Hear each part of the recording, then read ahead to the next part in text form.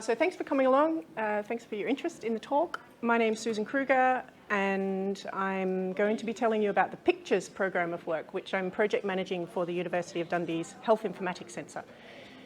Pictures is about increasing the capability of safe havens or trusted research environments to support emerging technologies and new data types, specifically medical imaging. So I'll be talking a little bit about some of the main challenges in providing medical images for research at a population scale that are routinely collected whilst protecting patient confidentiality and how we've gone about solving those. So there's three parts to the presentation. I'll talk a little bit about the project, about the problems or the challenges, and then I'll talk about how we're solving those. But first, a video. We're going to flick through several images at the same rate a radiologist would look at a CT scan. Your job is to count the number of green dots that appear.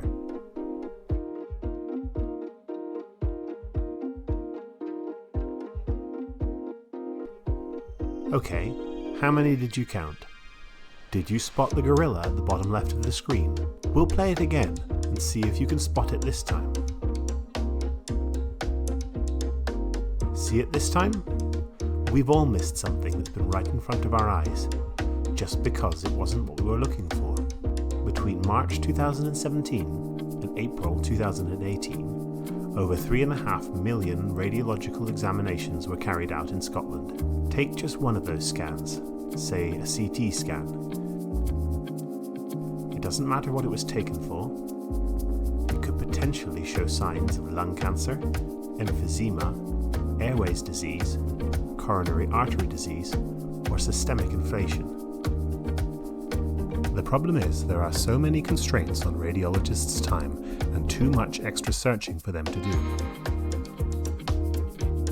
Computers, specifically AI, can help us reduce this burden and help radiologists spot potential issues.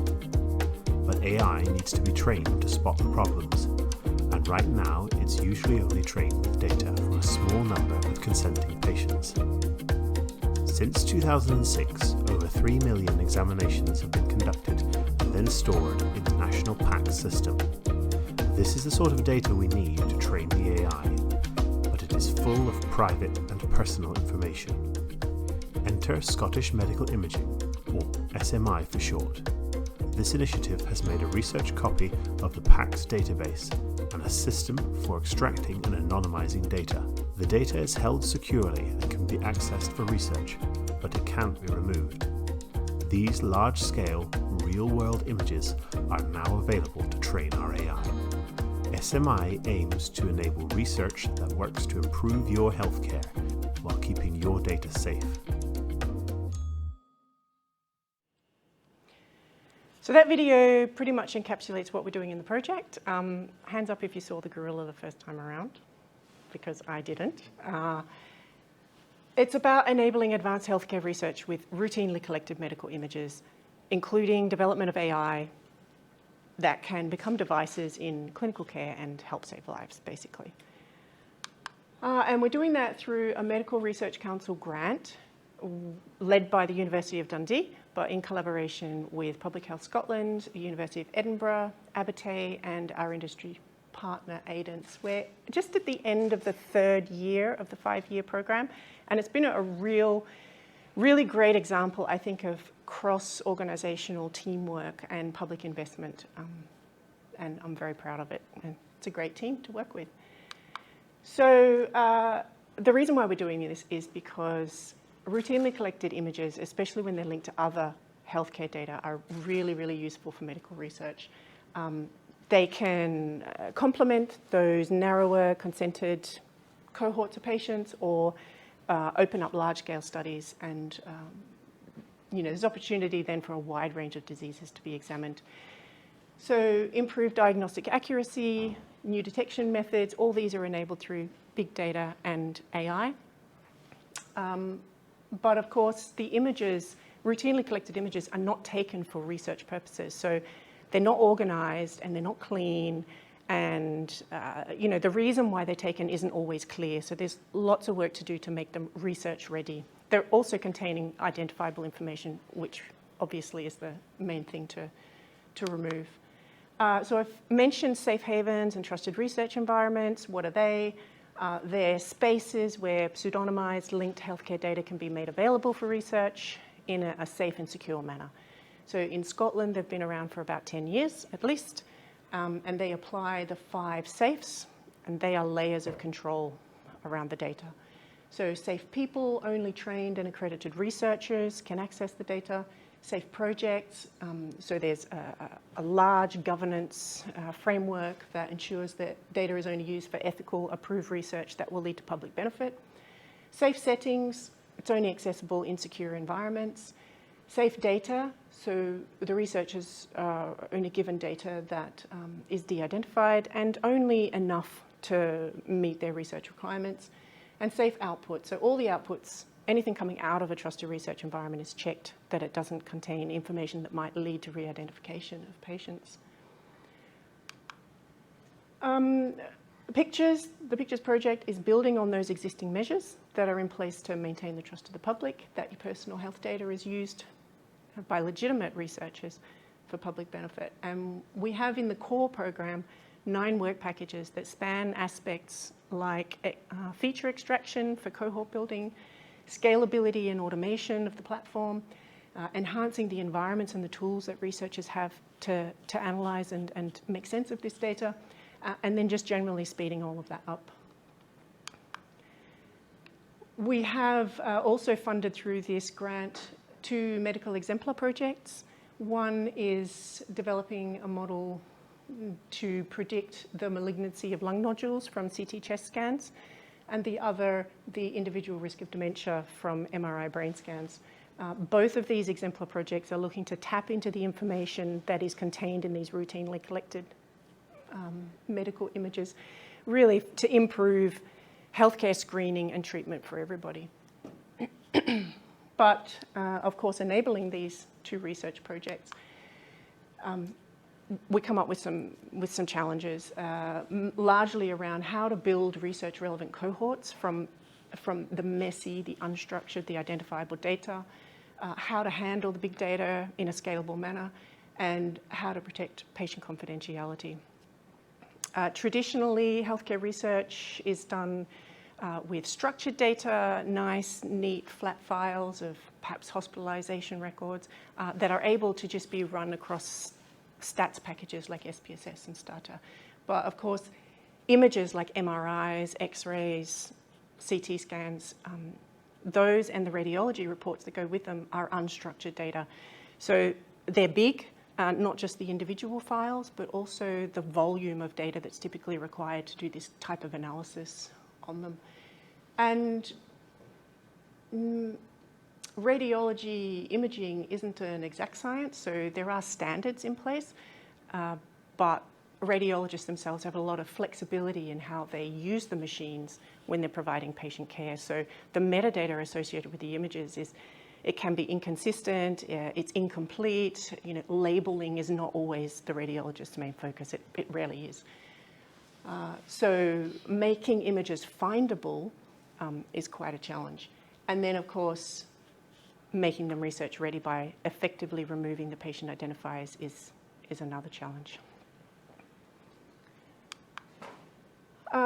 So medical images, they come in many forms. Retinal scans, videos like echocardiograms, just a picture of your skin that you might send to your local GP. These are all what we might call medical images. But the scope of our project is just DICOM files from the radiology domain. And a DICOM file is an outcome of the Digital Imaging and Communications in Medicine standard. That's a specification for how clinical images are created and how they're transmitted and how they're stored. It's first and foremost about interoperability between devices. It's been evolving since the 1980s as these devices became more and more prolific. So although it was first and foremost about interoperability between devices, it's more so as it evolves becoming about informatics too. But that standard isn't always easy or convenient to apply in practice. So again, inconsistent, incomplete data is often one of the main challenges. So in the DICOM standard, the different machines or image types are called modalities, and some modalities like MRI and CT scans, they have lots and lots of images, sometimes hundreds of images that make up a single DICOM object. Other modalities like X-ray, you might only have 1 or 2 images that make up that object. A study refers to the exam or the procedure, but it can contain a number of series, so different types of modalities, sometimes just different positions or orientation of the patient on the device.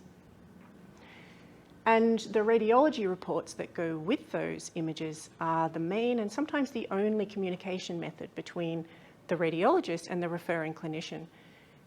Radiology reports in the DICOM standard are called structured reports because the information is organized and hierarchical, but within that structure, it's full of free text, annotations, embedded images, sometimes even voice recordings. In Scotland, scans are taken in hospitals all over the country, and they're then held locally for a little while, 6 to 9 months, say, before they're archived into the national repository through a single networked picture archiving and communication system called PACS. In 2018, Idris, our Public Health Scotland partner, acquired a copy of all of the images in the national PACS, and that amounted to over 1.5 petabytes of images spanning the 2010 to 2018 period. So this table shows how many images have made it all the way through the SMI pipeline to the live database, and the graph on the left then just the count of images that were taken, in any given month across that period. Here's that same graph again, but without the top 2 modalities because they're the ones that have lots of images per series and they tend to overwhelm the other counts. So here's some examples of DICOM images. Depending on the modality, they can have more or less personally identifiable information, or PII, contained within the pixel data itself. We have initially taken the approach of redaction or de-identification through omission. So we only release single layer primary type images from modalities that tend to have a very low risk of containing PII. But we have an active research project underway at the moment to look at actually redacting the pixel data itself so that we can release more images. The challenge there is that a DICOM file can have many, many layers, and each layer can have many frames with their own layers, and those layers can contain useful information like radiation dosage information. So we don't just want to redact everything, we want to make sure we know where the PII is and only get rid of that. So there's tools like the clinical trial processor, CTP, that can be configured to redact specific pixels from an image. It's just about knowing where are those pixels and how do we configure it. So that's the challenge there. Ideally, a DICOM file comes with a header section and a little bit of some file metadata, but the header contains elements or tags with information about the scan, also the patient, and just a lot of interesting content. There can be thousands of tags though, depending on the modality. So those tags contain values of different data type. They can be nested. The radiologist can also create their own private tags. But this is our main source of information for indexing, searching, and sorting the images into data sets that are relevant to specific research needs. The structured reports, as I said, it has a lot of free text in it, so diagnostics about, why was the image taken, what did the radiologist see. In here you can find information like, did the patient suffer from a stroke, or were there nodules found in the scan? That's all contained in those radiology reports, which are really valuable to the researcher themselves, but they need to be anonymized or de-identified before they can be released. It's also really useful for cohort building in the first place to make sure you find the images of interest. And then the pixel data itself, those images down the bottom, they also contain information that might not be available in the DICOM tags or in the radiologist reports. Things like perhaps someone's interested in scans where the knee cartilage is less than 2 millimeters, for instance. So we have also developed some image processing algorithms that derive metadata from the pixels themselves as well. But of course, providing big data like that, large volumes, to multiple projects brings issues of scale and complexity. So this table just shows the typical file sizes in radiology practice. Up the top, MRI, it looks quite small, but as I said, there can be hundreds of those in a single object, so a multiplication factor applies. And yeah, the resolution can also differ between manufacturers for the same modality. So how have we met those challenges? Pictures has delivered a platform that can derive metadata from the DICOM files and other sources, de-identify it, transform it, and make it available for cohort building.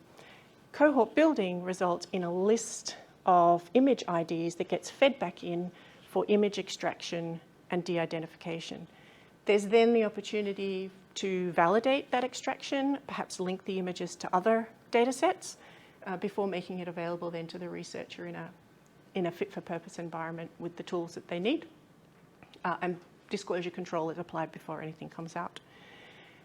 So the SMI architecture it's built on a microservices architecture, so every component is self-contained and has a single responsibility, which is good for makes testing and maintenance a little easier, but it also means that services, there can be multiple copies of services running at any time, so that helps with the scalability through parallel processing. Conceptually, it's divided into 3 different zones. We've got the red zone on the left, which is where the raw identifiable data is stored, very limited access to that zone. We try to automate as much as possible. And then the de-identified zones on the right. And the green zone is where the researchers then access the tools and the data. Each zone has audited controlled access with clear separation of responsibilities. And in the green zone, in the analytic zone, high-risk projects are provisioned through private project zones, or PPZs.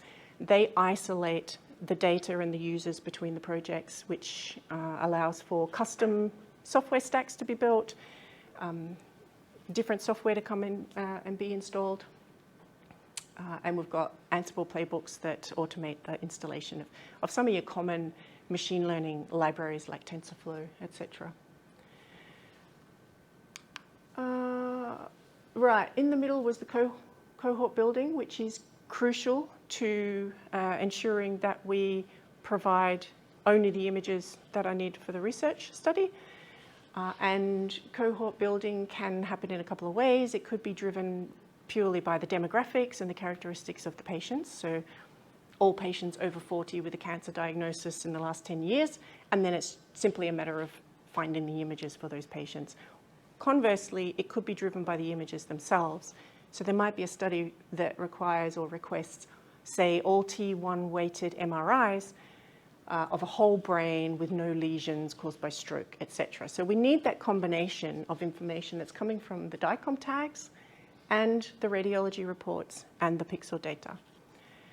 So we do that, the tools that we've developed and are using there, we have on the left for the DICOM tags, we have something called a research data management platform, RDMP, which is one of the cohort building tools alongside R and SQL and any other tool that you want to use. But RDMP, what that brings is it provides visualization and workflow and cataloging and versioning of cohort queries.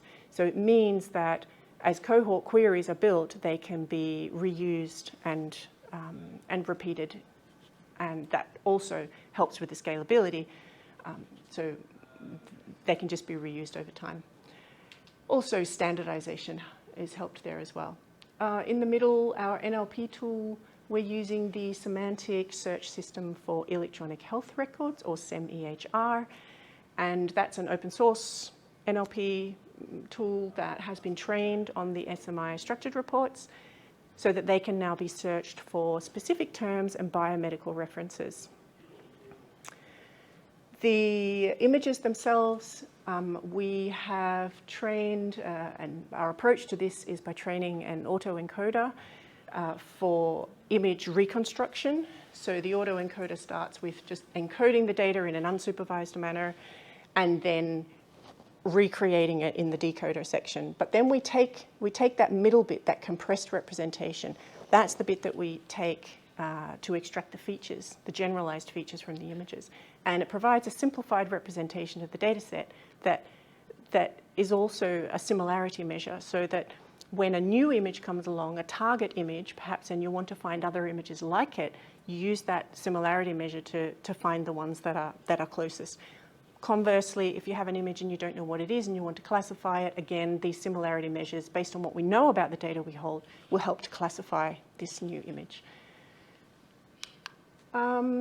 Finally, patient confidentiality. It's all about the layers. As I mentioned, layers of control. We've got the legal, procedural, technical, human controls. Right now, willfully re-identifying pseudonymized health data is an offence, and that will remain, whether it's just flat files or it's images. Procedurally, all data is disclosure controlled before it's released to the researcher. Technically, database and schema designs, those choices can help to minimize the risk of identification as well. And there are lots of human checks and balances, especially when people are wanting to extract things from the safe haven.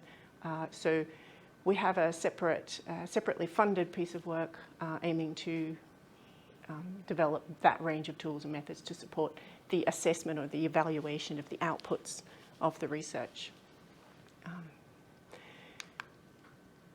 Scottish Medical Imaging, the SMI service, is now live, which is great. We've been celebrating recently. It sits in the National Safe Haven, which is run by IDRIS, which is part of Public Health Scotland. You know, their capability needs to grow, but they're open for business now. And just finally, some acknowledgements. Obviously, we couldn't do any of this without the help of our funders and our partners, of which there are many. We have a number of publications in the pipeline. Here's one that describes the architecture, if you wanted to know more about how it's built. There's just one paper to go to, but in the previous slides, there were also references to some of our GitHub repositories where everything we do is open source, and we try to make public as much as possible. So you can learn about the SMI services and these identifiable tools and a lot of the other things that we're doing through those other links. So I think that's it. Thanks for listening. I know I talked a lot and I talked very quickly and there was a lot in there, but we have 5 minutes for questions if you have any. Do you mind skipping back about 3 or 4 to the legal bit? Mm-hmm. Just trying to get the my cake. hand. So what are you able to do legally without permission from, the consent of the patients? Yeah. So is it legal when you get to the stage where you've anonymised it, essentially? Yeah, there is a small difference between England and Scotland in the definition of...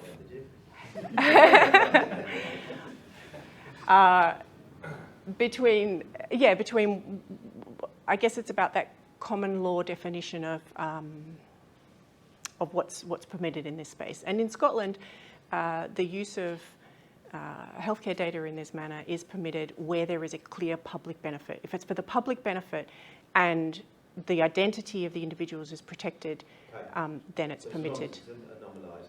Yeah, as long as it's... What's the difference to the UK then? To England? I don't think it's as clear cut as that it just needs to be proven that it's for the public benefit. I think there are other criteria in England This study would be more difficult to do in England then? I believe so, but I'm not a legal expert. Yeah. But That's up here it is enabled through the legislation, and we just need to ensure that, as I said, the patient identification is protected, and also that there's a clear public benefit. And there are panels set up. So in Scotland, as I said, the different hospitals, they all have these medical devices, and they're spread across about 14 health boards, NHS health boards, and each of those health boards has a Caldecott group who are, their remit is to protect and to enhance the health and the well-being of their population. So if you just after data from a specific health board, you would go to that Caldecott and request permission and demonstrate, how you've managed the risks and what the benefit is. But at a national level, there's a Public Benefit and Privacy Panel, PBPP, or PBAP as we like to call them, and they have representatives of all of the health boards on that panel. And again, their remit is to evaluate all of the requests that come through for access to health data like this, and they're very thorough in what they permit and what they don't permit. And then there are user agreements and NDAs and collaboration agreements and all sorts of legal controls that sit around that as well. You had a question? Oh, I'm sorry. I was meant to repeat your question and I didn't. I'm sure we'll get it covered. Do I have to say who I am? If you don't mind, I'll probably read the best. My name's Fiona Campbell. I'm a business development manager at Robert Gordon University. The outcomes of all the work that you're doing, is it to speed up patient diagnosis, or what's the ultimate benefit back to the patients? Probably. Yeah, at the great end of question. The ultimate benefit back is a couple of things. It's primarily to enable the development of devices that can then be used in clinical care in routine healthcare screening, so that if you go in for a scan for one reason, the device has the ability to pick up potentially other risk factors. It's about generalizing to the population and allowing everybody to receive the benefit of the opportunities in these scans, so that we all have the risk factors picked up, and the clinician or the radiologist is then flagged, hey, there's something else to look at here, have a closer look. Here's some indications of, potentially a lung nodule that could potentially become malignant in future, or this brain scan suggests that in future it might acquire dementia. It's time for some early treatment or some, specific intervention at that point. But it's just an indicator, and it's about assisting the radiologists, not just in flagging things or indicators of risk, but also supporting them in just the volume of work they have, because these things can automate the reporting side of things as well. A lot of the reporting aspect can be pre-populated by the device, and then they just do the human intelligent part of the process. And these things run 24/7. They don't get tired. That's the benefit of the device. So it's the machine learning. They're learning all the time from the previous scans they've seen. They're learning to then be able to support the next lot that are coming. Yeah, and I think that when it comes to AI and machine learning, as we know, for it to work for a whole population, to benefit from it, it needs to be trained on the whole population. So that's why we're really trying to enable healthcare research on population scale, routinely collected images, not just the specific cohort, disease-specific narrow cohorts. Thank you. Hello. Hi, sorry. My name is Adinath. I'm wondering, in terms of the AI you used, the algorithm there, how do you make sure they are more fairer and transparent in terms of the providing the predicted results?